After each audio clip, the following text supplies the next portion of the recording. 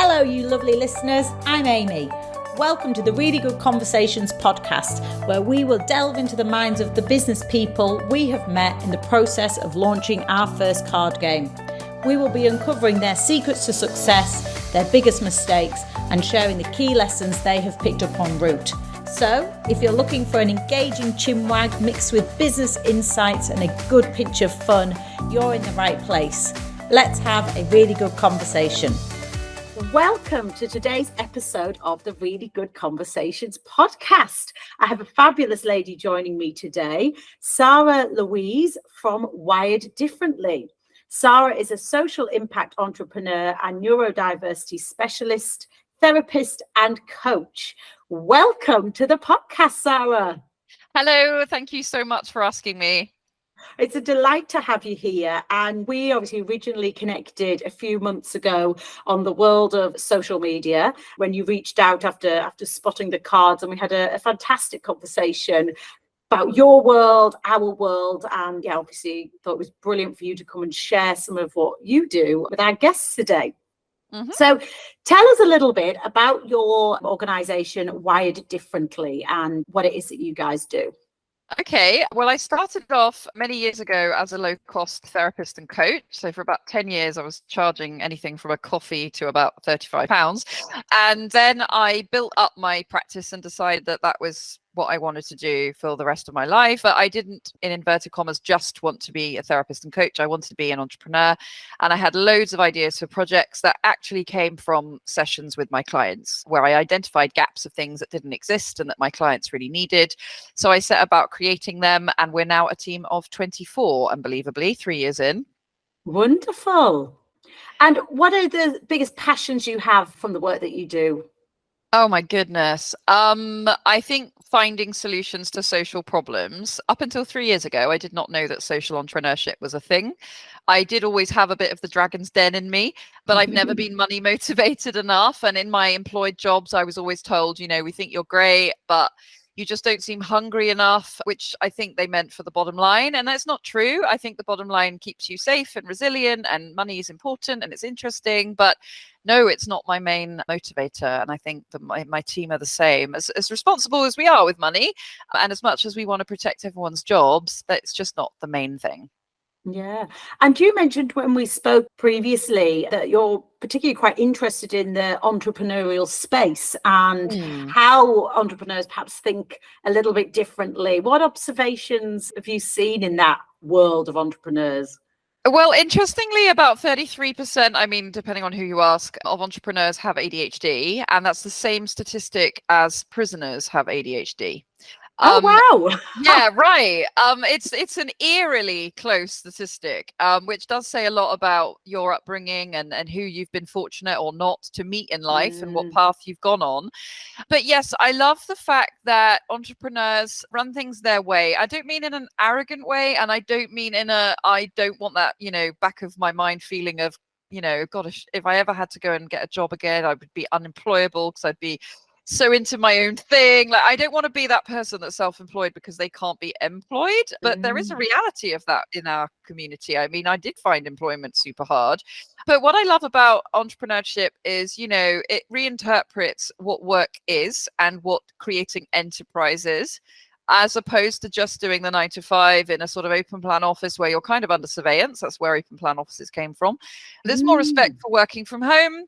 There's more respect for people who come from different minorities. When COVID was sort of over, in the sense everyone was starting to go back to work and furlough and everything was over, it was people in different minorities, including neurodivergent people, who didn't want to go back to the office. They were the least willing to go back, and single parents as well. So I love the fact that work can be reinterpreted, and that's very freeing because people struggle as much with work as they did with their school days. The two are very closely linked. Yeah, absolutely. And we chatted about that before, that sort of regimented structure format of a day that doesn't necessarily suit everybody. Yeah, for sure. And through the work that you do, obviously, we're all about communications, conversations. What challenges do you observe or encounter with your clients when it comes to communication and conversation? So we have most of the time, like most companies, we have a very amiable conversations and everything's lovely. I am one of those people that likes everything to always be lovely, and sometimes I have to rein that in. Occasionally we have difficulties, and I would say that there's a large part of rejection sensitive dysphoria, which is very prevalent in our community. Really, really, really intense, painful and debilitating rejection sensitivity, not your everyday. I know nobody likes rejection, obviously. Also things like imposter syndrome, very prevalent in our community, and that can really impact on things. So for example, we have had occasions where people have come to us perhaps for support, but I think maybe their neurodiversity perhaps wasn't their main issue that they had, and they maybe needed other support. I'm thinking of things like our support service and our virtual assistant service. I'm not talking about myself as a therapist. We've also now got neurodiversity business coaching and an education branch, etc., etc. And I think that sometimes we've had to say, we don't actually think we're a good fit. And believe me, we've tried. Like, we've looked at all the options. We try not to be like other organizations that might say things like, I'm sorry, you're too complex for us, or we can't help you because you're too much. And that's certainly not where we're coming from. But there are times we have to just say, I'm really sorry, I just don't think we're a good fit. We've tried everything and we wish you well. And that's where RSD has kicked in. And we have occasionally gone down some very long paths, and once or twice we have had to we even had to serve a cease and desist at one point and deal with the police. So and I know that people are hurting. Like, I've had RSD. Believe me, I've struggled with it all my life, and it is absolutely catastrophically painful. And there's very little people out there that understand it professionally. So I think that's where we've had issues. More sort of on a day-to-day level, we are a 100% virtual company. And we also have team members with varying degrees of, say, needing to work with their colleagues. So we've introduced things like body doubling and lots of different ways of getting together online. And we may start to take a few bits offline just so that people really need that can get that met. But it's complex because we're all over Britain, and we're hundreds of miles from each other. So yeah, there are challenges, A, to being virtual, and B, to running a business for neurodivergence, by neurodivergence, with all the things that can entail. Definitely. So originally you reached out to us on our social media, and I think you'd seen a post or an advert of the Really Good Conversations cards. What was it that resonated with you when you got in touch with us? It was so instant. It was like, wow, that is right for neurodiversity.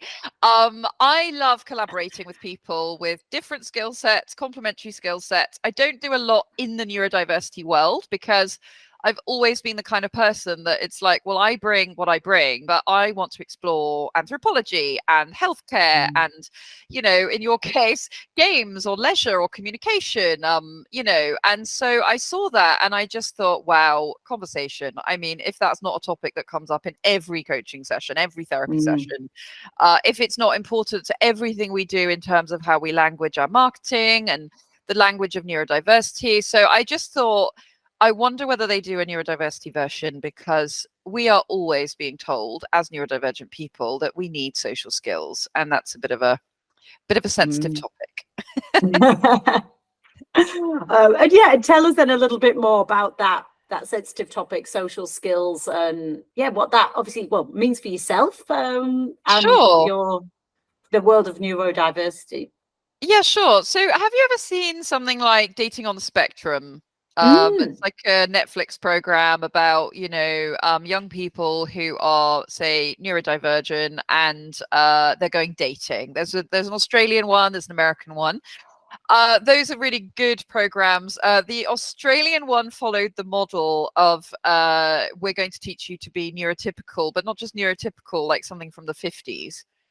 So the sort of social skills, in inverted commas, that they were teaching these young people, who were pretty cool young people, were things like, when you get to a restaurant, you pull out the sorry, has anyone done that for the last how many decades? So I'm firstly thinking, why do we keep insisting on teaching neurodivergent social skills that come from the neurotypical world that are way out of date?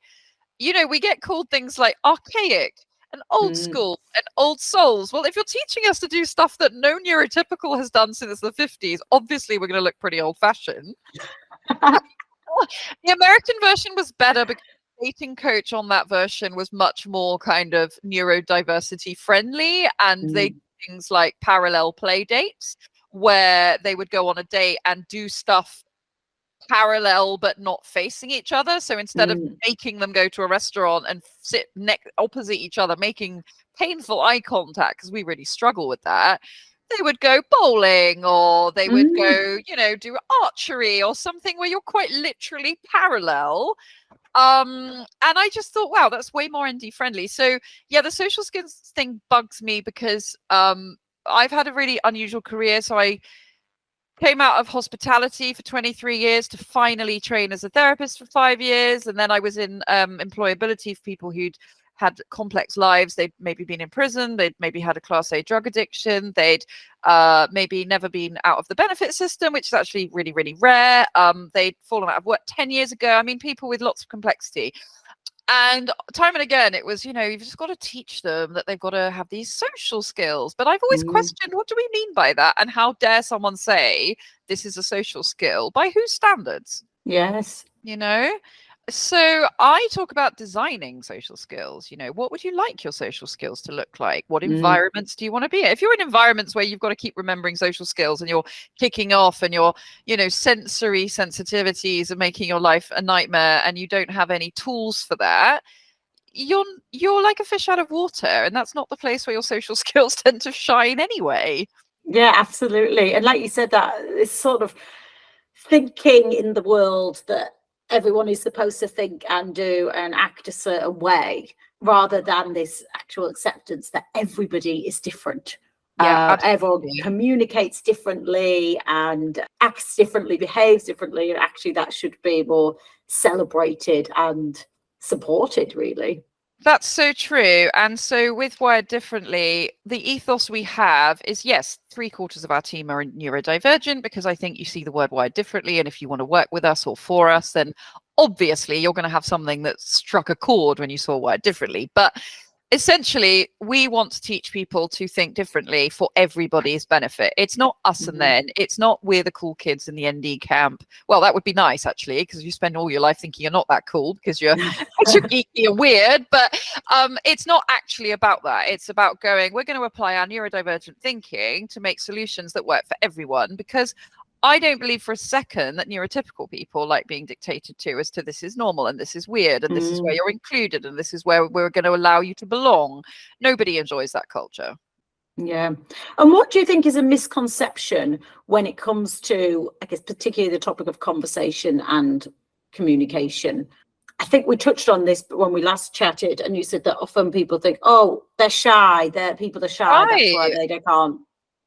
Yeah, for sure. Oh, they don't, autistic people, or it tends to be more the autism side of neurodivergent. The cliche tends to be that you're super shy, very kind of like in on yourself, very kind of flat affect, as they say, a bit monotone,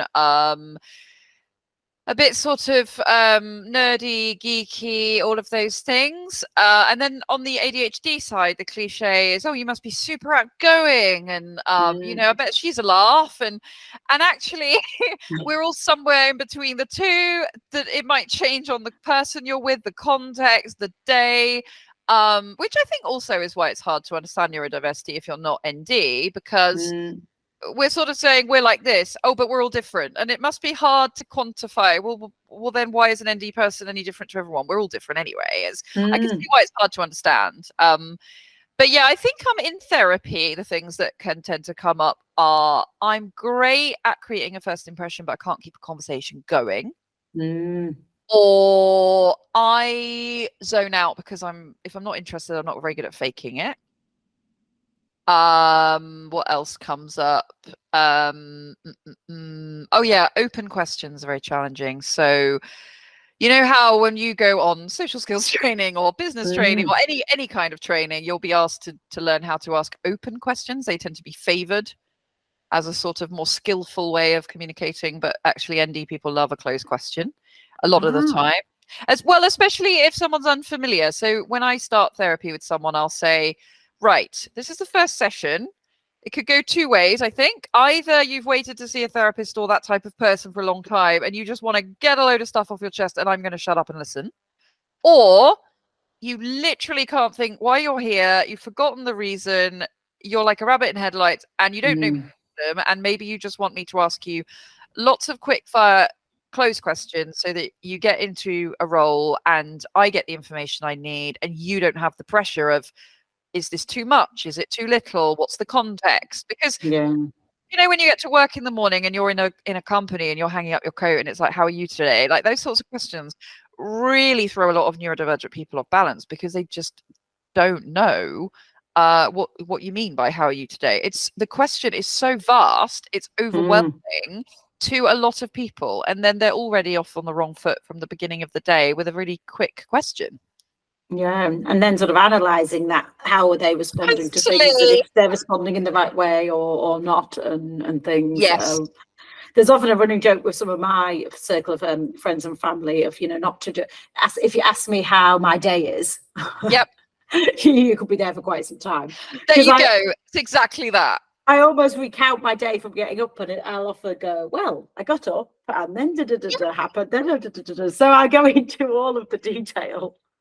That is so ND. And I think you want to say to me, you know, when you reached out to us, what resonated? I'm sorry, I'm going to turn the tables here because I'm thinking, what resonated when I contacted you? Because you're coming out with this stuff and I'm like, Yes.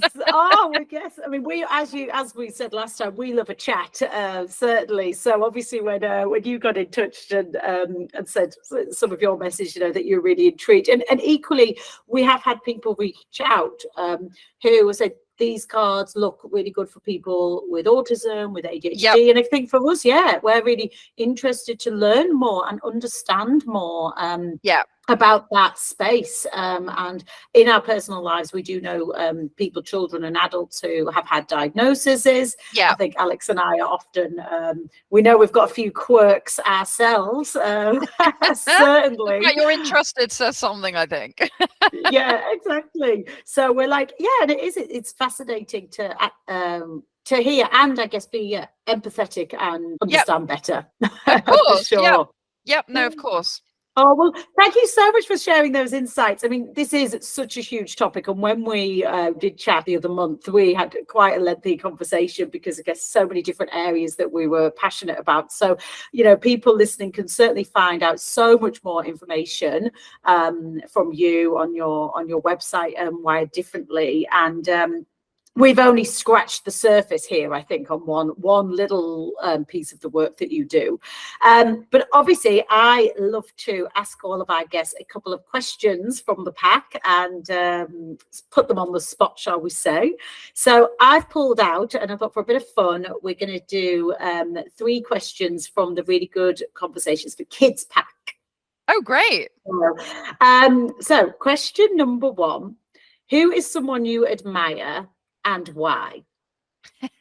Such a girl answer, but I have a lot of time for Taylor Swift. I know that I'm laughing because I feel like it's such a cliche now that anyone that wants to be this empowered female loves Taylor Swift, but she's just awesome. I can't fault her. And to be that kind of, I don't know, to be that kind of authentic but strong and take the criticism she does and succeed to that level.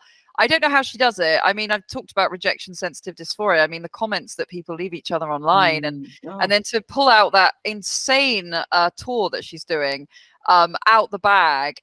What her body, when I think what my body has taken from developing a company even, and how the impact on me has been really, you know, on my health has been hard going at times. I just think especially someone with her diminutive frame. I just think, how do you take a battering like that? She's amazing. I love her. Oh, that's brilliant. And I did actually notice, my own, I think Instagram feed the other month was full of people trying to get tickets and securing tickets. So, I think a lot of fans out there for sure. Question number 2. Yep. If you could only eat one type of food for the rest of your life, what would it be? Something with a sauce on. Which is Oh. exactly what I used to say to my mum. She'd be like, when I was little, she said to me, I always used to be like, what's her tea, mum? And she'd go, I don't know, what do you want? And I'd go, oh, can we have something with a sauce?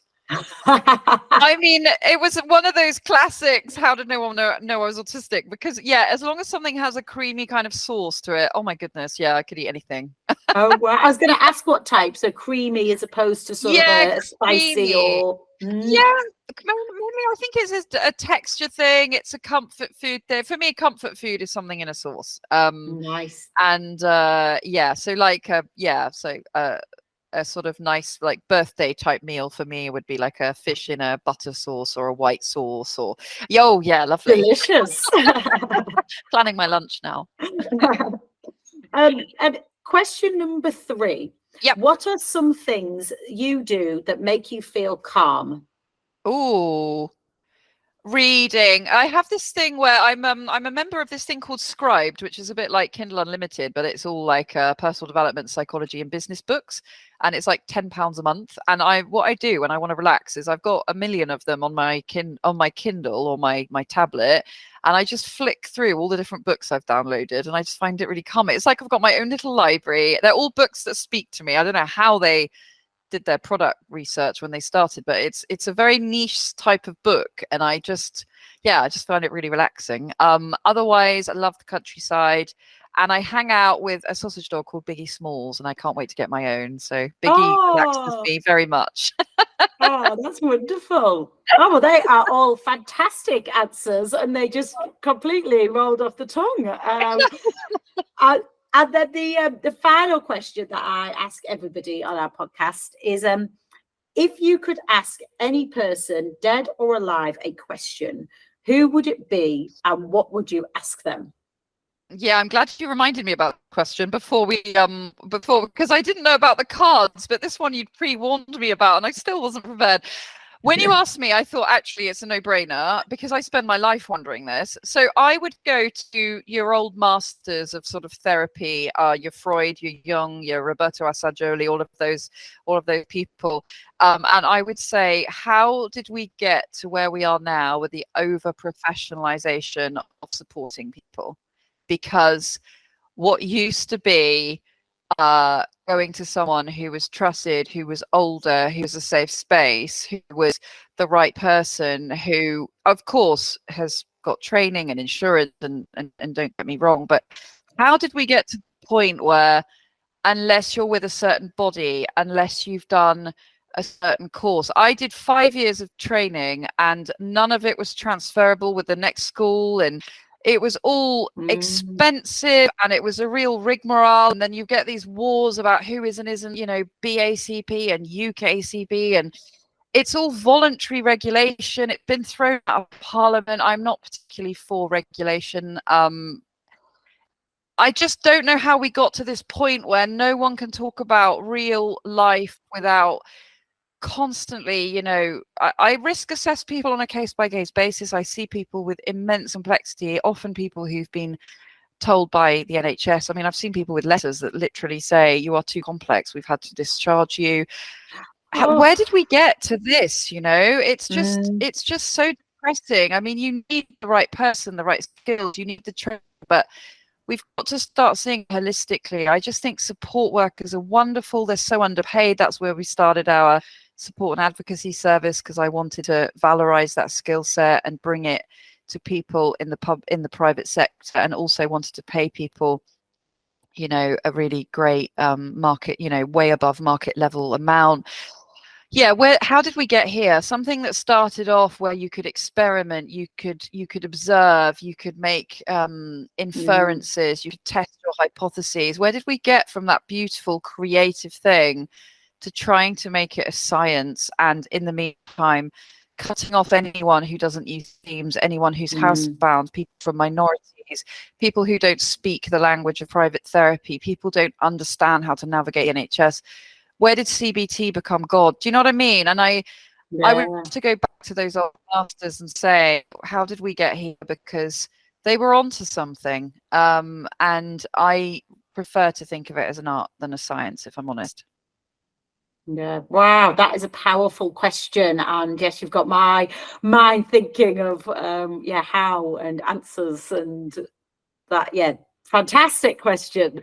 Thank you so much for your time today. How can people find out more about you, find out more about Wired Differently and the work that you do?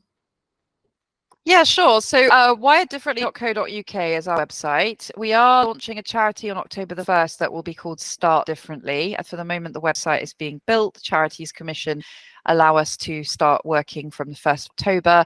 Wonderful. And we have an app in development, but for the moment, that is being built in Q4. That was the first project at Wired Differently and has ended up being the last to actually have any time given to it. But yeah, so all very exciting. But wireddifferently.co.uk, and I'm really active on LinkedIn, just Sara-Louise Ackrill, Sara without an H. Wonderful. Well, I will include those links in the show notes for this episode so people can find you and connect with you. And fascinating conversation. And I know we've only just scratched the surface in this chat. So thank you so much for your time. Thank you. That was fantastic. I really enjoyed all the quirky questions.